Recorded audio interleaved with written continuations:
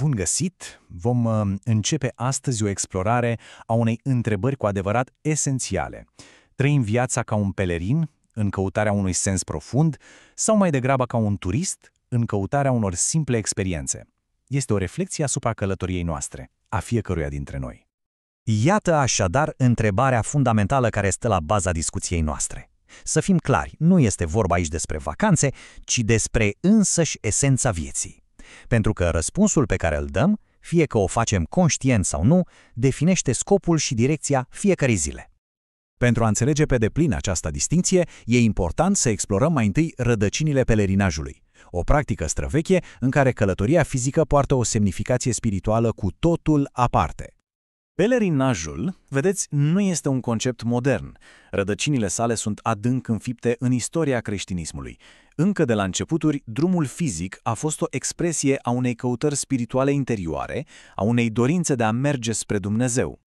Să definim așadar ce este pelerinajul. Nu e vorba despre o simplă excursie, ci despre o călătorie asumată cu un scop precis, o călătorie în care pașii fizici oglindesc un parcurs interior, unul care duce la transformarea inimii. După cum a exprimat atât de frumos Papa Benedict al XVI-lea, este o călătorie în exterior pentru a găsi ceva în interior. Este o mișcare ce ne scoate din zona de confort pentru a ne deschide cu adevărat către întâlnirea cu Divinul. Dar ce anume îl determină pe cineva să pornească într-o astfel de călătorie? Haideți să explorăm împreună motivațiile profunde care stau la baza deciziei de a deveni pelerin. Observăm așadar că motivațiile sunt profund umane și atât de diverse.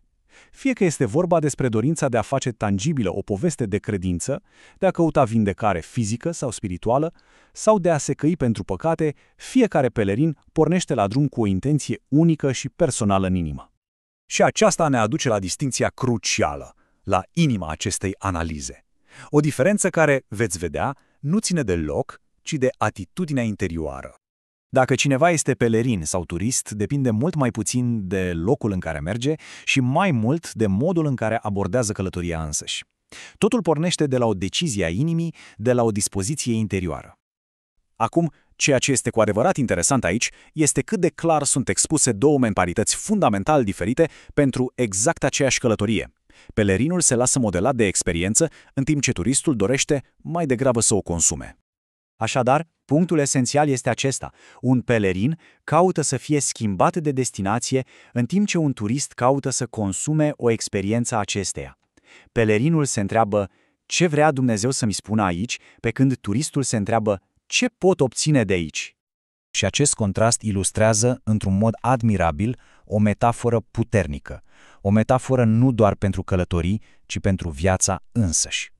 Suntem cu toții invitați să ne privim întreaga existență în acest fel, ca pe o călătorie sacră, cu un scop și o destinație. Nu ca pe locuința noastră permanentă, pentru că acest pământ în fond nu este casa noastră finală. A trăi ca un pelerin înseamnă a alege un scop transcendent în detrimentul plăcerilor trecătoare. Înseamnă a trăi cu intenție, cu o misiune clară și cu privirea ațintită spre destinația noastră finală, spre căminul ceresc. Cum poate așadar cineva să navigheze această călătorie cu inima unui pelerin? Mai ales atunci când drumul este neclar și poate chiar plin de încercări. Ce perspectivă profundă ne oferă rugăciunea lui Thomas Merton. Ne spune de fapt că pelerinajul nu este definit de certitudini, ci de dorința sinceră aceea din adâncul inimii de a urma calea cea dreaptă. Încrederea în purtarea de grijă a lui Dumnezeu, e bine, aceasta devine adevărata busola a pelerinului. Și astfel încheiem de unde am început cu o întrebare menită nu unui răspuns imediat, ci unei reflexii continue. În călătoria fiecăruia dintre noi, ce anume căutăm cu adevărat? Aceasta este întrebarea care poate ghida fiecare pas al pelerinajului nostru.